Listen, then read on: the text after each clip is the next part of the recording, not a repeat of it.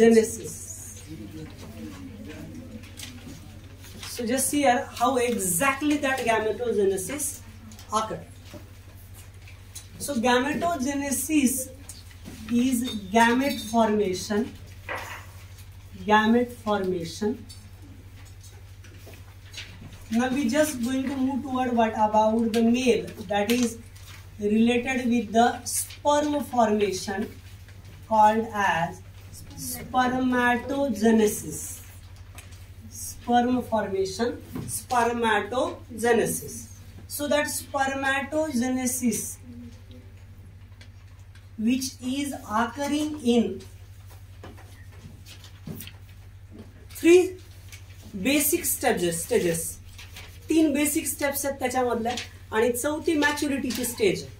Okay, पहिलं काय असतं बघा, in case of particularly that children they have the immature spermatogonia. Spermatogonia असतात, या असतात immature germ cell. Immature germ cell. Immature germ cells, because the gonia, that is plural form. Okay, and that immature spermatogonia which undergo mitotic division, many mitotic divisions, याच्यावरती भरपूर mitotic divisions होतात, and that mitotic divisions can produce two type of that spermatogonia, that type A and type B spermatogonia. Okay, and this is somewhat called as first stage, that is multiplication. First stage is multiplication. Multiplication means the division. So here, so that meaning that spermatogonia form. That meaning spermatogonia form. And that spermatogonia, they are further. Okay, it means that spermatogonia immature असतात, त्यांच्यावरती mitotic division झाल्यावर type A spermatogonia and type B spermatogonia. That type A spermatogonia are called as stem cells. They remain inactive and as per the requirement they undergo division. तोपर्यंत त्या तशाच arrested राहतात stem cells. Okay, and type B spermatogonia are called as primary spermatocytes. Primary spermatocytes. They are also diploid in nature. Okay, जसं spermatogonia immature germ cell diploid आहे, तशा primary spermatocytes पण diploid असतात. Okay, कशामधून तयार झाल्यात? By the multiplication phase. स्पर्मॅटोगोनियावरती multiplication झालं. कधी झालं हे multiplication? That multiplication is occurred before maturity here. Okay, मॅच्युरिटीच्या आधी झालं आणि जनरली हे मल्टिप्लिकेशन झाल्याच्या नंतर या primary spermatocyte at the time of प्युबर्टीला गेल्यानंतर या cell type B cell at puberty यांच्यावरती मिओसिस होते. ओके, टाइप बी ला गेल्यावर या प्रायमरी स्पर्मॅटोसाइट वरती काय होते? मिओसिस होते. म्हणजे अजून याच्यातली सेकंड फेज म्हणजे मल्टिप्लिकेशनच आहे अजून, पण primary spermatocyte which undergo that meiosis 1. Meiosis 1. Okay, तर मिओसिस 1 कधी होईल माहितीये का? की या ठिकाणी मल्टिप्लिकेशन मायटोटिक डिव्हिजन झाल्यावर या स्पर्मॅटोसाइट ज्या आहेत याच्यातल्या काही स्पर्मॅटोसाइट यांची ग्रोथ होते, अशा एनलार्ज बनतात. ओके, त्या ग्रोथ होते त्यांची. आणि या प्रायमरी स्पर्मॅटोसाइट म्हणजे स्टेप 2 तुम्ही म्हणू शकता ग्रोथ. ओके, स्टेप 2 मध्ये ग्रोथ होते प्रायमरी स्पर्मॅटोसाइटची आणि ग्रोथ झाल्यावर तिच्यावर मिओसिस 1 होईल. म्हणजे प्युबर्टी पर्यंत ग्रोथ म्हणायचं आणि प्युबर्टी नंतर प्रायमरी स्पर्मॅटोसाइट वरती मिओसिस 1 होईल. Means that is nothing but the step for the even that is nothing but the maturation. Primary स्पर्मॅटोसाइटचं रूपांतर या ठिकाणी 2 हॅप्लॉइड सेल मध्ये होतं. And that cells are called as secondary spermatocyte. What we say? secondary spermatocyte, and that secondary spermatocytes, they are haploid.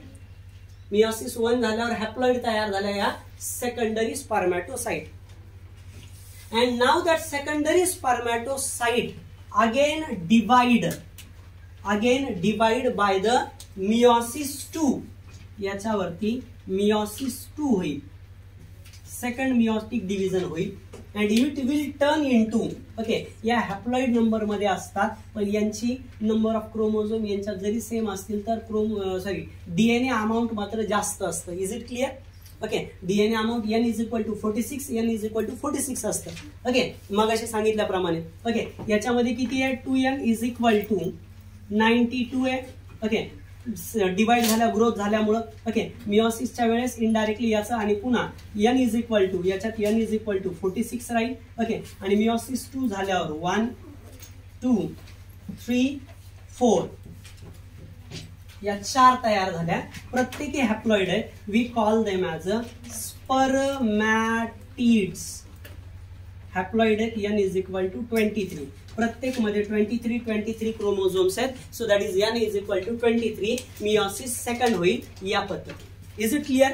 Okay, so प्युबर्टीला primary spermatocyte, नंतर secondary spermatocyte, नंतर spermatids, हे सगळं पुनरावृत्ती होतं या प्रायमरी स्पर्मॅटोसाइट्स म्हणजेच actual germ cell under the influence of testosterone, that is LH testosterone तयार करायला लावेल लेडिंग सेलला, नंतर तो या ठिकाणी याच्यापासून हे इथपर्यंत आणेल आणि याच्यानंतर FSH काम करेल.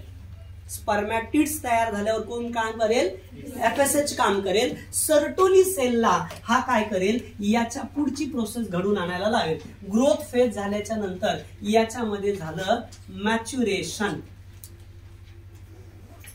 मॅच्युरेशन म्हणजे प्रायमरीचं रूपांतर स्पर्मॅटिड पर्यंत होणं, या प्रकाराला म्हणायचं मॅच्युरेशन. आणि मॅच्युरेशन झाल्याच्या नंतर फायनली एंडिंगला काय होतं? या स्पर्मॅटिड्स अटॅच होतात, अटॅच टू सर्टोली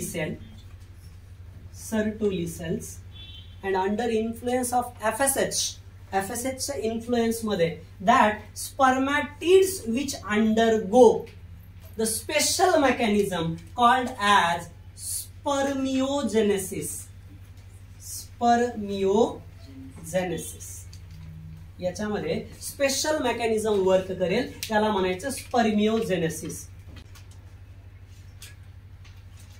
हे काय तयार झाले? हे it form sperms, that is n, also called as spermatozoa.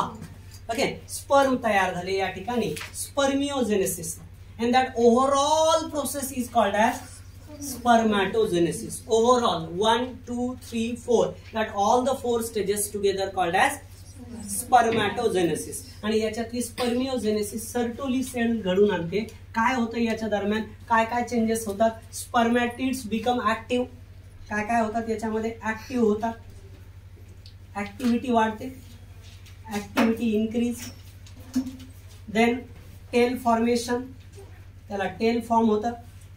हे जे स्पर्म आहे याच्यातला एक स्पर्म मी सेपरेट काढतो इथं.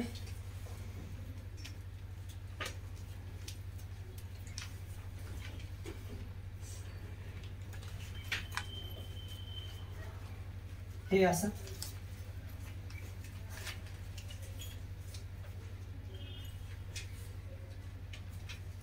याच्यात 2 सेंट्रिओल आहेत. वरच्याला म्हणायचं प्रॉक्सिमल, खालच्याला म्हणायचं डिस्टल. 2 सेंट्रिओल आहे. वरती जे स्ट्रक्चर आहे याला म्हणायचं acrosome. This is a plasma membrane.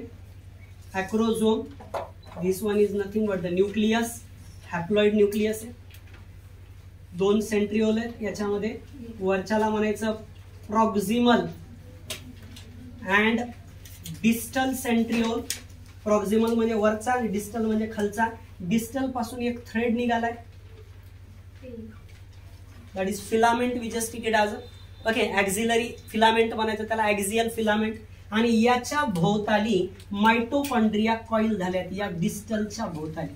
हे जे काही ॲक्झियल फिलामेंट आहे त्याच्या भोवताली या नेक रिजन मध्ये, मिडल पीस म्हणा त्याला. ओके, सो ह्या वरच्या पार्टला म्हणायचं हेड, एवढ्या पार्टला म्हणायचं नेक आणि एवढ्या पार्टला म्हणायचं मिडल पीस. ओके, आणि खालच्या पार्टला म्हणायचं tail. Head, neck, middle piece आणि टेल. तर मिडल पीसला असतात मायटोकॉन्ड्रिया स्पायरल अरेंज झालेल्या. नेक मध्ये असतात 2 सेंट्रिओल, प्रॉक्सिमल आणि डिस्टल. हा प्रॉक्सिमल पुढे आपल्याला फायद्याचा आहे for the division of zygote.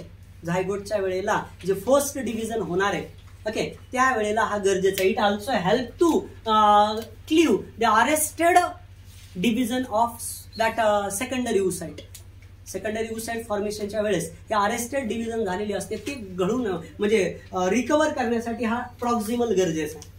Proximal centriole, कारण सेंट्रिओल फिमेल गॅमेट मध्ये नसल्यामुळे ती अरेस्टेड असते, लक्षात घ्या. ओके, तर तिला कम्प्लीट करण्यासाठी हा प्रॉक्सिमल गरजेचा आहे किंवा फर्स्ट डिव्हिजन ऑफ झायगोट साठी गरजेचा आहे. ओके, म्हणजे इनडायरेक्टली एम्ब्रिओजेनेसिस मध्ये याचा खूप महत्वाचा रोल आहे प्रॉक्सिमलचा.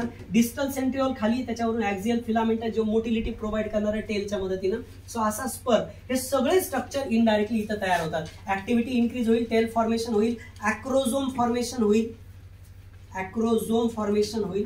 ओके, त्याच्यानंतर अजून काय घडेल लक्षात घ्या. अॅक्रोझोम बरोबरीनेच indirectly so also that is nothing but the lytic action याच्यामध्ये येईल. लायटिक ऍक्शन शो करेल तो, म्हणजे जनरली हार्मोन एन्झाईम जनरेशन होईल. That enzyme which is useful for the fertilization. Fertilization साठीचे एन्झाईम, फर्टिलायझिंग कॅपॅसिटी, त्याला म्हणायचं capacitation. Okay, capacitation means the ability of sperm to fertilize the यग.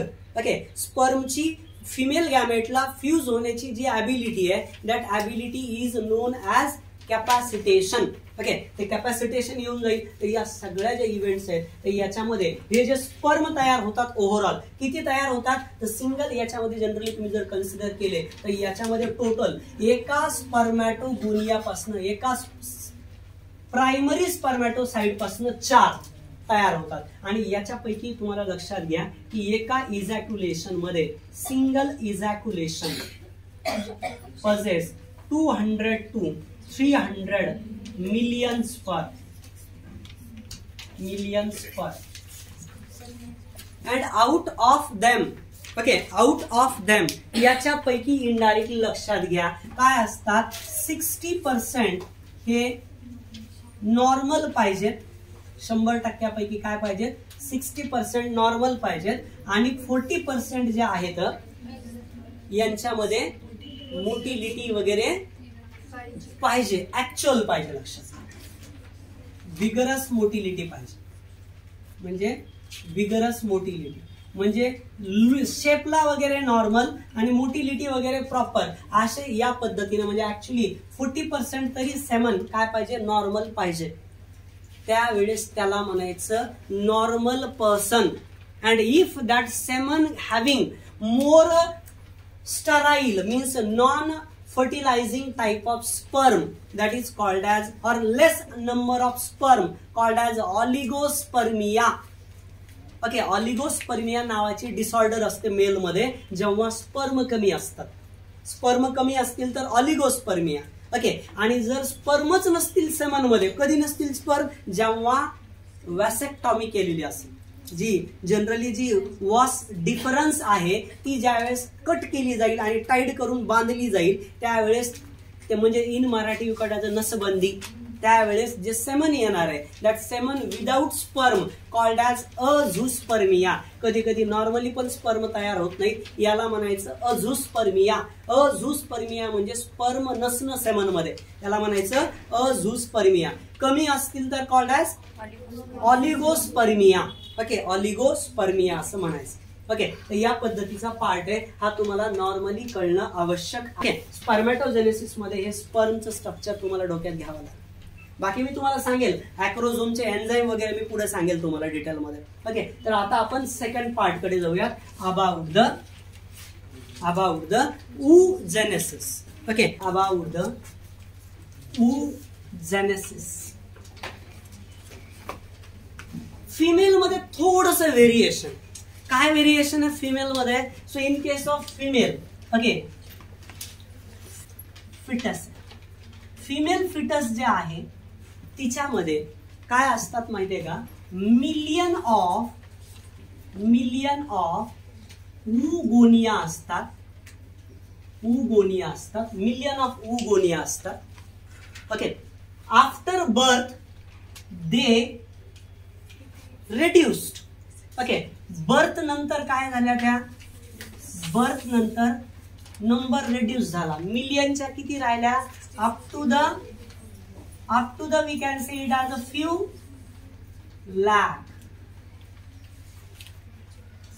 लॅक्स, काही लाखांमध्ये राहील.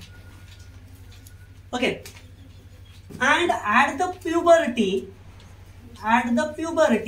किती राहिल्या, 40,000 to here that is 60K to 80K. Okay, at puberty. आता तुम्ही म्हणाल सर बाकीच्याच काय व्हायला लागलं, तर या ठिकाणी या oogonia काहींचं मॅच्युरेशन चालू आहे. मॅच्युरेशन म्हणजे डिव्हिजन होऊन त्याचं रूपांतर कशामध्ये, प्रायमरी oocyte मध्ये कन्व्हर्जन चालू आहे. आणि बाकीच्या ज्या प्रायमरी oocyte तयार होत आहेत या ठिकाणी त्या अट्रिफाईड होत चालल्यात, म्हणजे डिस्ट्रॉय होत चालल्यात, या कमी कमी होत चालल्यात. ज्या कमी कमी होत चाललं या प्रायमरी oocyteचा नंबर रेड्यूस होणं, या प्रक्रियेला म्हणायचं ऍट्रिफिकेशन. ऍट्रिफाईड दॅट इज ऍट्रिशिया म्हणजे डिजनरेशन. ऍट्रिशिया म्हणजे डिजनरेशन. प्रायमरी oocyte काय होतात, डिजनरेट होतात, ऍट्रिशिया म्हणायचं.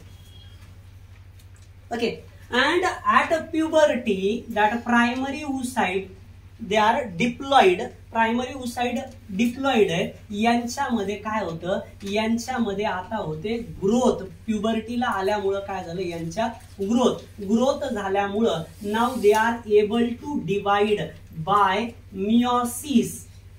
ओके, यांच्यामध्ये काय होते, यांच्यामध्ये होते ग्रोथ, आणि ग्रोथ झाल्यावर त्यांच्यावरती होते मियोसिस 1.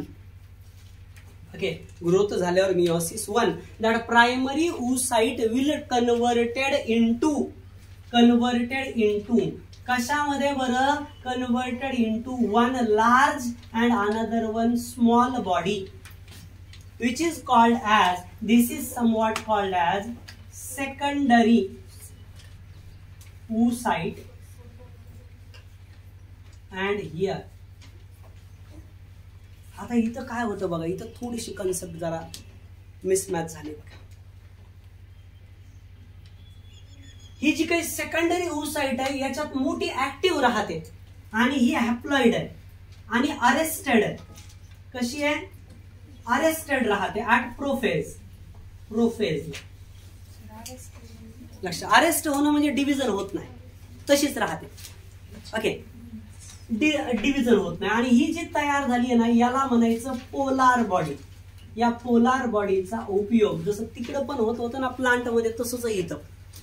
नीट लक्षात घ्या, सेम प्लांट सारखे तुमच्या लगेच डोक्यात येऊन जाईल. ओके, आणि इथं जे होत आहे ना, ते इथं पण बघा मियोसिस 2 झाली. मियोसिस 2 कधी होते माहितीये का, whenever sperm come in contact with that secondary oocyte. या सेकंडरी oocyteच्या कॉन्टॅक्ट मध्ये जेव्हा स्पर्म येईल तेव्हा सेकंडरी oocyteचं रूपांतर या ठिकाणी ओहम मध्ये होतं. याला म्हणायचं ओटिड formation. And also convert that is again one second polar body.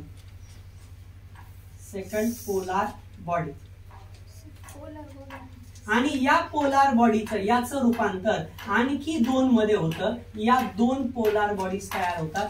They are non functional type of female cell. जसं तिकडं त्या 4 तयार व्हायच्या मेल त्या प्लांट मध्ये, 4 पैकी 3 डिजनरेट व्हायच्या आणि एकच फंक्शनल मेगास्पोर राहायचं. इथंही तेच आहे, प्लांट असो वा अॅनिमल. 4 पैकी 1 म्हणजे ह्या 2 याच्यापासून तयार झालेल्या 2 पोलार बॉडी, या 2 पोलार बॉडी, आणि ही एक पोलार बॉडी, ही एक 3 म्हणजे 3 पोलार बॉडी तयार झाल्या. काय तयार झालं ऍज अ रिझल्ट, oocyteच्या एंडिंगला काय तयार झालं, एक ओहम तयार झाला. ओके, एक ओहम हॅप्लॉइड तयार झाला, प्लस 3 पोलार बॉडी तयार झाल्या. 3 पोलार बॉडी तयार झाल्या. ओके, आणि या 3 पोलार बॉडी म्हणजे या काही नॉन फंक्शनल आहेत, जसं तिकडे होत होतं. 4 पैकी काय व्हायच्या, हा ओके. तर आता इथं 3 पोलार बॉडी, काही जण म्हणतो सर 3 नाही हो 2 म्हणा ना. ओके, तर इथं काय होतं, याचे पण पोलार बॉडीचं डिव्हिजन होतं. या 2 आणि 1 3 ऍक्च्युली दाखवताना इथं सुरुवातीच्या फेज मध्ये 2च, पण नंतर सेकंड डिव्हिजन झाल्यावर इथं M2 झाल्यावर याच्या पण 2 होतात आणि याची 1. ओके, 2 आणि 1 3 म्हणजे 3 पोलार बॉडीज असतात या U साइडच्या. U साइड म्हणजे ओहम OTDच्या साइडला इथं 1 2 3. They help to guide the entry of स्पर्मच्या एंट्रीला. तिकडे पण तसंच होतं. आठवा सेम टू सेम आहे जवळजवळ. ओके, आणि हे जे आतमध्ये होतं ना, तर हे अरेस्टेड झालेलं जे होतं, हे जे क्रोमोझोम होते अरेस्टेड झालेले, या फेजला अरेस्टेड झालेले, तर हे अरेस्टेड स्पर्मच्या एंट्रीमुळे कम्प्लीट होईल. हे कसं होतं मी तुम्हाला फर्टिलायझेशनच्या वेळेस सांगतोय. तर प्रायमरी ऊ साईड नंतर ग्रोथ मियोसिस म्हणजे याच्यानंतर याच्यामध्ये मल्टिप्लिकेशन झालं, इथं काही रूपांतरण होणं. म्हणजे जनरली तुम्ही जर बघितलं तर या मॅच्युरेशनच्या नंतर okay, here we just take it as a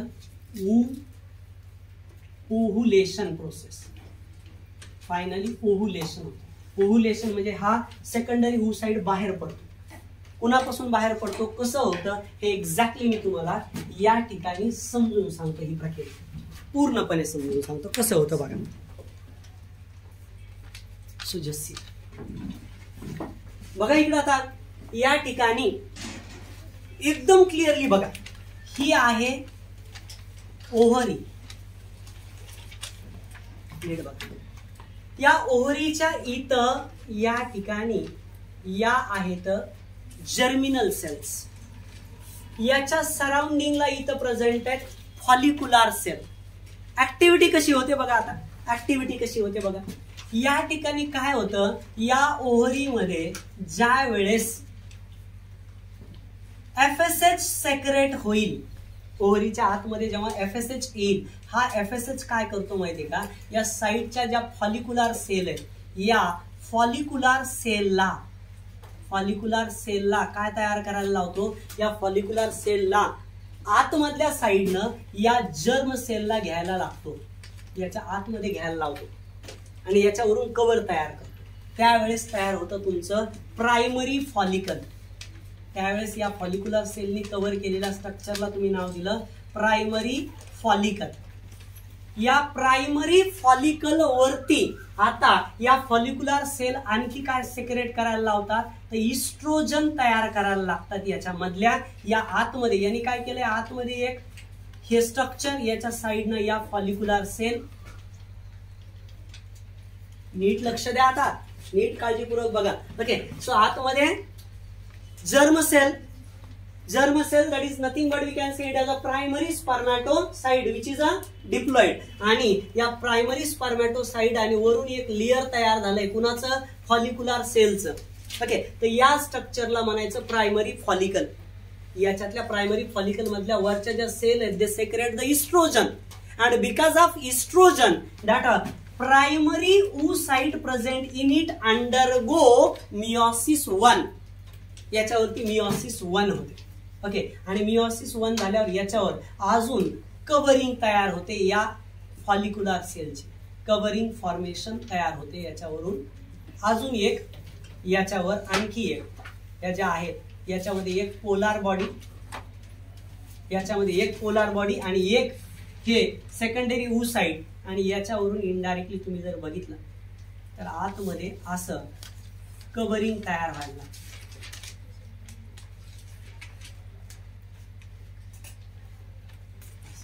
दोन कव्हरिंग आणि आतमध्ये असं स्ट्रक्चर तयार.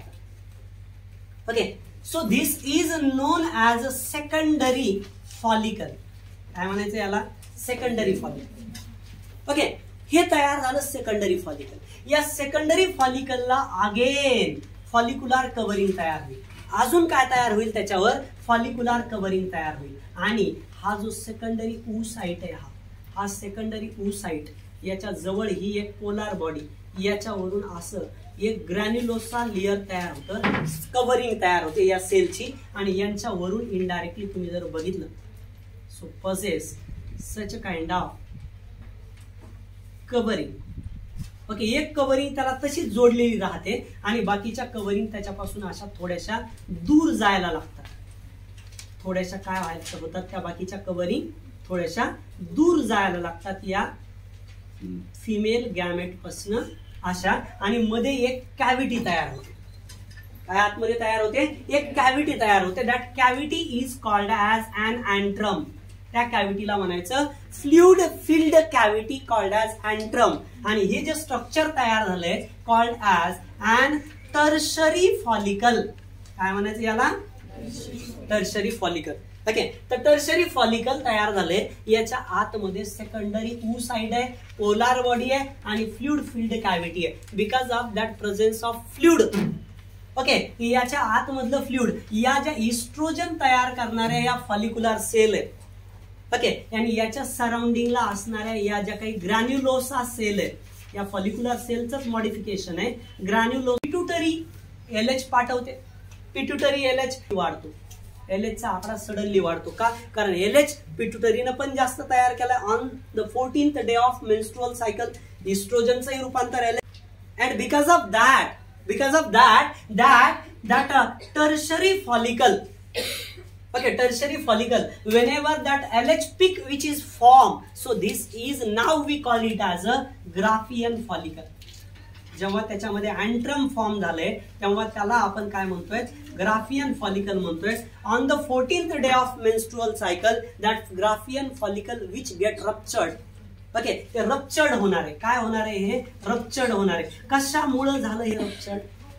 कशामुळे झालं ruptured? Because off peak of LH. LH चा पीक पॉइंट भेटला तुम्हाला, हायेस्ट कॉन्सन्ट्रेशन LH चं भेटलं. And this is also called surge of LH.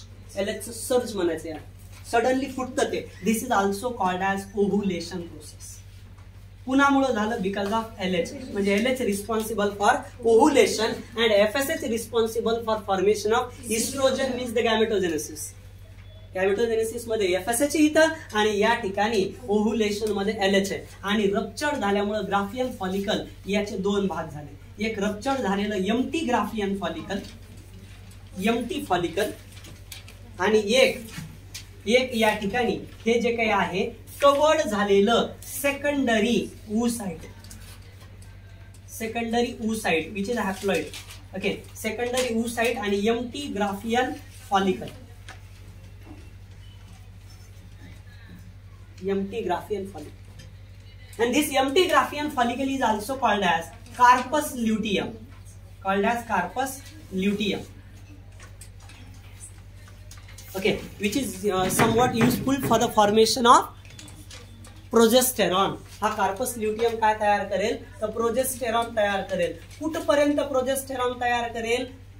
To regulate the size of endometrium up to, we can say it as we just stated as the 20th day of menstrual cycle. पुढचे 4-5 दिवस वाट बघितली जाते. 14व्या, 15व्या, 16व्या दिवशी या ठिकाणी काय केले जाते? वाट बघितली जाते. ओके, की फर्टिलायझेशन होतंय का? जर या सेकंडरी oocyteच्या कॉन्टॅक्ट मध्ये जर स्पर्म आला, फर्टिलायझेशन झालं, तर लगेच प्रोजेस्टेरॉन काय करतो? आणखी सेक्रेट होतच राहतो आणि एंडोमेट्रियमची साईज रेग्युलेट करतो, म्हणजे प्रेग्नन्सी येते. पण जर समजा या ठिकाणी सेकंडरी oocyte जर कॉन्टॅक्ट मध्ये आला नाही, म्हणजे याच्या कॉन्टॅक्ट मध्ये स्पर्म आला नाही, तर सेकंडरी oocyte पण डिजनरेट होतो आणि या कार्पस ल्युटियम पण डिजनरेट होऊन याचं रूपांतर होतं कार्पस अल्बिकन्स मध्ये. White body, this is said to be the yellow body. Luteum yellow body आणि ती व्हाईट बॉडी मध्ये कन्व्हर्जन होतं त्याचं, त्याला म्हणायचं कार्पस अल्बिकन्स.